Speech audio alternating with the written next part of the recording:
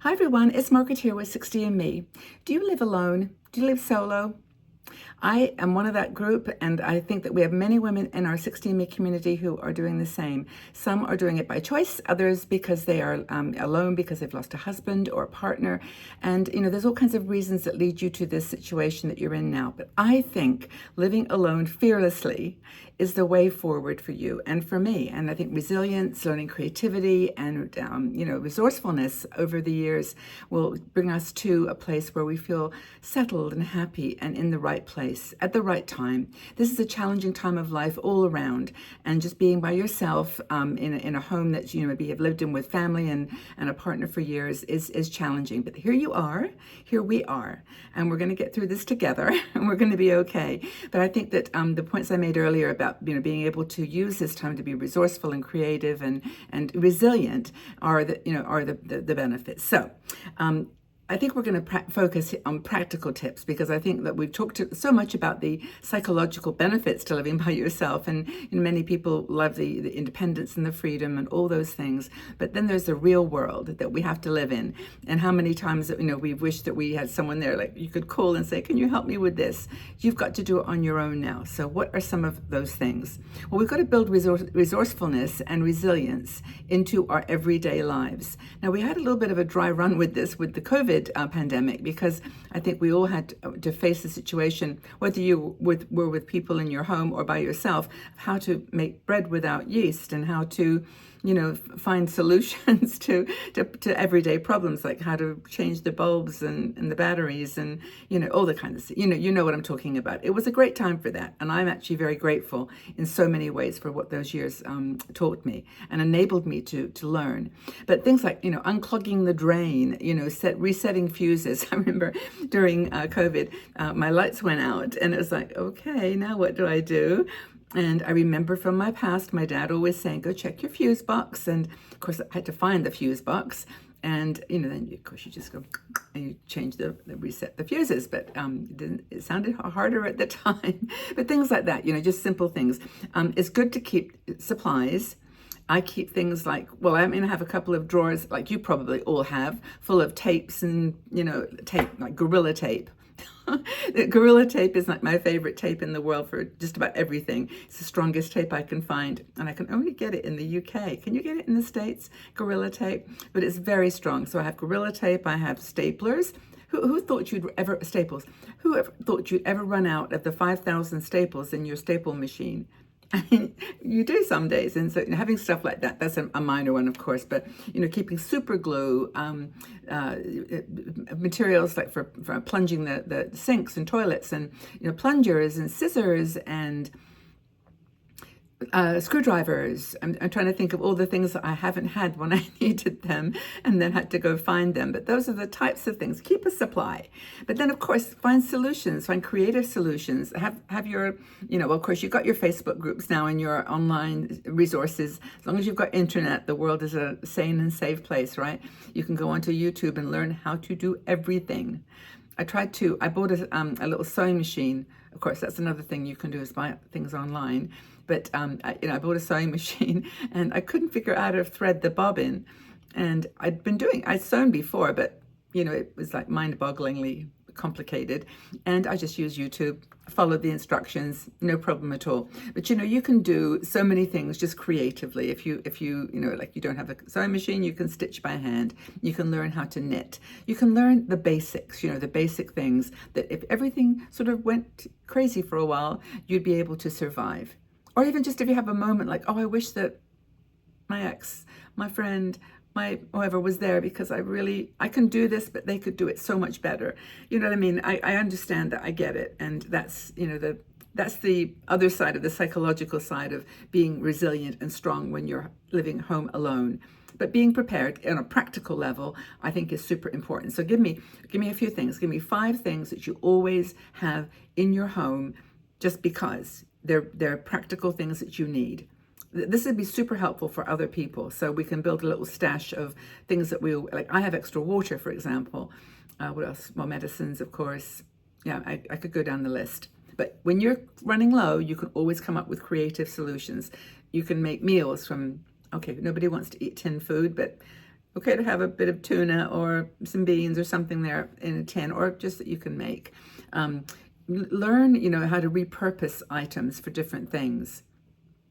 I've done that so many times with children, like, you don't have a Band-Aid, well, you just get some Kleenex tissue and you wet the end and you wrap it round and then you put a little bit of sellotape on the end. I mean, that's just a silly one, but you can be resourceful and make things work if you don't have, the things to hand. New skills, develop some new skills, like how to do basic home maintenance, how to change a battery. Gardening, of course, if you really needed to garden and that you just need the basic skills. Learn some self-sustaining hobbies like knitting, like sewing, like, well, I suppose like repair work, like painting, like a hole in the wall, if I don't know what could happen, but anything like around the house, like you need to touch up your painting. Learn some skills, basic skills, so that when you're living home alone, yes, of course, you can call up your friends and say, how do you do this? And somebody will be more than happy to help you. I mean, for example, our Patreon supporters group, they will help you with anything. You have a problem. We have researchers par excellence. They will help you find stuff. If you're living by yourself and you're panicking, just join our 60andMe Patreon group. We'll help you out. No problem. Actually, just the other day, this happened to me actually, on my phone, froze. It literally froze. And all the techniques of normally starting it, which you do, pressing buttons and whatever, didn't work. So I went onto my Facebook group and my own personal one, and I said, peeps, tech alert, I need some help. And I put my question, and I got like 5 really good answers, links, the whole thing. It did actually work. One of the people gave me a solution that worked. Anybody have an iPhone that's frozen? Check me out. I know the answer to the question. I did it. But that sense of accomplishment is important too. And that's back to that thing of resilience and resourcefulness and creativity. It all merges together when you live alone, and you have to become good at it. The other thing to deal with, of course, is overcome your fears, right? There's fears, loneliness, safety concerns, how to communicate, how to deal with medical emergencies. Have a plan. Have a plan. When I go out, I have a bracelet which has my name and contact information for my son. I have a plan. If I'm out traveling and something happens to me, I have identification on me. Set up a basic plan for emergency. Have the contacts on the wall. I have a little list: police, fire, poisoning. I have all the numbers, the local numbers. And when I go to a new country, by the way, I'm going to talk about that in another video, I always write down the safety numbers when I'm in that new place too. But use technology for support and security. Set alarms. Let people know that they can track your presence. I allow it. I allow my sons to see where I am. Anywhere, I don't care. I'm not, it's not like you're in the toilet. What I'm saying is, you're in this street location, and they can find you if you suddenly go quiet, or they just want to reach you in an emergency, if they have one. So have a plan is the most important thing for situations that allow you to overcome your fears, real fears and imagined fears. Cultivate creativity and joy in solitude. Find ways to make yourself happy. Get little projects going on, DIY projects. Know that creativity will enhance your life. Coloring, I do coloring. I like folding paper. I've got some really cool. By the way, this is another thing. I'll reach over here because this is super cool. I actually go on Etsy, and I found this. Well, there's lots of them you can find, just papers, but I found these beautiful papers. This is one of my favorites. See this? And you can actually download them. And it cost me, I think it was 1 franc something for like a whole batch of these beautiful pictures. So find things to do with paper. I'm a big paper person. But like, other things, books, have a book supply. But find creative endeavors and find joy in your situation, because I know sometimes it's really lonely and you get like, oh, I wish that so-and-so was still here, or I wish that, the kids were back from college or back from their jobs, or I wasn't so much alone.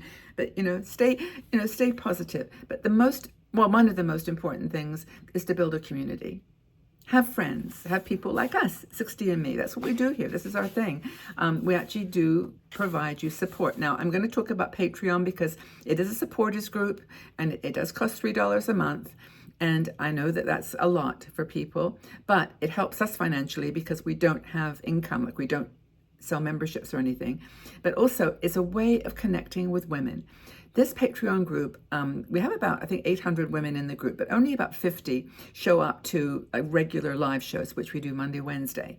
They are getting together in real life. They're meeting on, going on cruises. We're going on trips next year, with me. And that's how to find out about them. If, we fill them up like almost immediately. So we very rarely reach out to the broader community at 60ME because we have 18 people signed up in a day for like a Tuscany tour. And that's next year. Anyway, patreon.com/60me. You'll find us there. But if you don't want to do that, there's plenty of places that you can go for support. Find your peeps, find your people, find your tribe, and make those your support community. Because when you're alone, you need that. We're not, we are enjoying living alone. We are solo creatures and we do enjoy it, but we're tribal. We are people that enjoy communications with other people. It's kind of in our DNA, I think. And there's ways you can be resourceful and resilient and creative and live alone, but at the same time have places and be prepared for, things that can happen, and for the need to talk to people now and again, for the need to share, for the need to be loved and feel relevant. Okay, everybody, well, have a really good day wherever you are. Come and join us on Patreon if you can. We'd love to see you there. If not, just have a wonderful day wherever you are. Know that we love you and respect you and care for you. You're not alone, okay? Bye for now.